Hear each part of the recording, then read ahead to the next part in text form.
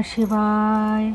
नमस्कार, आप सभी का हमारे राधेश्याम यूट्यूब चैनल पर स्वागत है। आज हम श्रावण मास महात्म्य के तीसरे अध्याय की कथा का श्रवण करेंगे। श्रावण माह में की जाने वाली भगवान शिव की लक्ष्य पूजा का वर्णन। सनत कुमार बोले, हे भगवान, आपने श्रावण मासों का संक्षिप्त वर्णन किया है। हे स्वामी, इससे हमारी तृप्ति नहीं हो रही है, अतः आप कृपा करके विस्तार से वर्णन करें, जिसे सुनकर हे सुरेश्वर मैं कृत्य हो जाऊं। ईश्वर बोले, हे योगीश, जो बुद्धिमान नक्तव्रत के द्वारा श्रावण मास को व्यतीत करता है, वह 12 महीने में नक्तव्रत करने के फल का भागी होता है। नक्तव्रत में दिन की समाप्ति के पूर्व सन्यासियों के लिए एवं रात्रि में गृहस्थों के लिए भोजन का विधान है। उसमें सूर्यास्त के बाद की 3 घड़ियों को छोड़कर नक्त भोजन का समय होता है। सूर्य के अस्त होने के पश्चात 3 घड़ी संध्या काल होता है। संध्या वेला में आहार, मैथुन, निद्रा और चौथा स्वाध्याय, इन चारों कर्मों का त्याग कर देना चाहिए। गृहस्थ और यति के भेद से उनकी व्यवस्था के विषय में मुझसे सुनिए। सूर्य के मंद पड़ जाने पर जब अपनी छाया अपने शरीर से दोगुनी हो जाए, उस समय के भोजन को यति के लिए नक्त भोजन कहा गया है। रात्रि भोजन उनके लिए नक्त भोजन नहीं होता है। तारों के दृष्टिगत होने पर विद्वानों ने गृहस्थ के लिए नक्त कहा है। यति के लिए दिन के 8वें भाग के शेष रहने पर भोजन का विधान है। उसके लिए रात्रि में भोजन का निषेध किया गया है। गृहस्थ को चाहिए कि वह विधि पूर्वक रात्रि में नक्त भोजन करे और यति, विधवा तथा विधुर व्यक्ति सूर्य के रहते नक्तव्रत करे। विधुर व्यक्ति यदि पुत्रवान हो तब उसे भी रात्रि में ही नक्तव्रत करना चाहिए। अनाश्रमी हो अथवा आश्रमी हो अथवा पत्नी रहित हो अथवा पुत्रवान हो, उसे रात्रि में नक्तव्रत करना चाहिए। इस प्रकार बुद्धिमान मनुष्य को अपने अधिकार के अनुसार नक्तव्रत करना चाहिए। इस मास में नक्तव्रत करने वाला व्यक्ति परम गति प्राप्त करता है। मैं प्रातःकाल स्नान करूंगा, ब्रह्मचर्य व्रत का पालन करूंगा, नक्त भोजन करूंगा, पृथ्वी पर सोऊंगा और प्राणियों पर दया करूंगा। हे देव, इस व्रत को प्रारंभ करने पर यदि मैं मर जाऊं तो हे जगतपते, आपकी कृपा से मेरा व्रत पूर्ण हो। ऐसा संकल्प करके बुद्धिमान व्यक्ति को श्रावण मास में प्रतिदिन नक्तव्रत करना चाहिए। इस प्रकार नक्तव्रत करने वाला मुझे अत्यंत प्रिय होता है। ब्राह्मण के द्वारा अथवा स्वयं ही अतिरुद्र, महारुद्र अथवा रुद्र मंत्र से महीने भर प्रतिदिन अभिषेक करना चाहिए। हे वत्स, मैं उस व्यक्ति पर प्रसन्न हो जाता हूँ क्योंकि मैं जलधारा से अत्यंत प्रीति रखने वाला हूँ। अथवा रुद्र मंत्र के द्वारा मेरे लिए अत्यंत प्रीतिकर होम प्रतिदिन करना चाहिए। अपने लिए जो भी भोज्य पदार्थ अथवा सुखोपभोग की वस्तु अति प्रिय हो, संकल्प करके उन्हें श्रेष्ठ ब्राह्मण को प्रदान करके स्वयं महीने भर उन पदार्थों का त्याग करना चाहिए।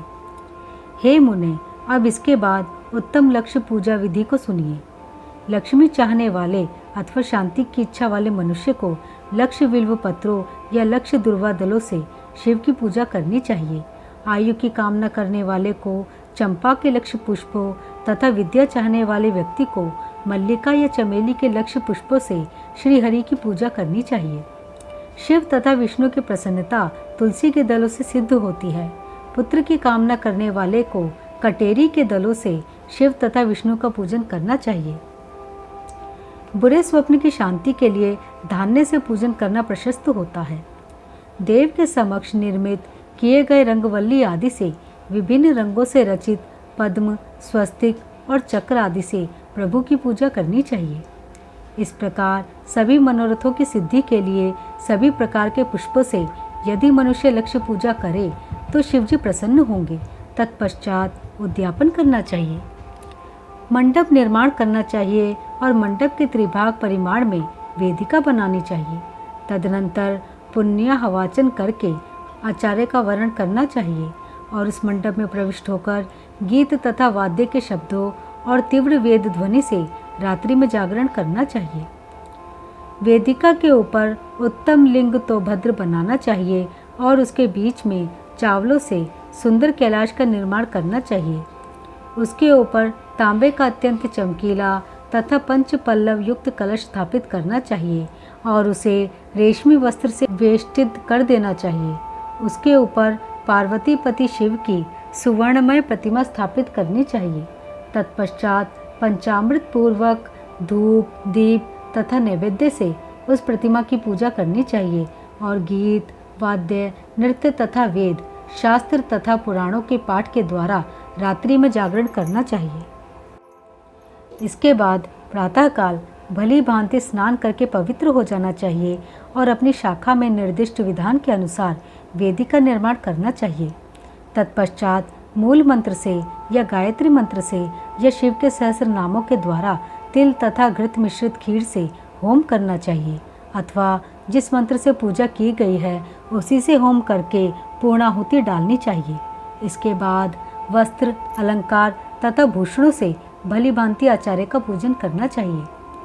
तत्पश्चात अन्य ब्राह्मणों का पूजन करना चाहिए और उन्हें दक्षिणा देनी चाहिए।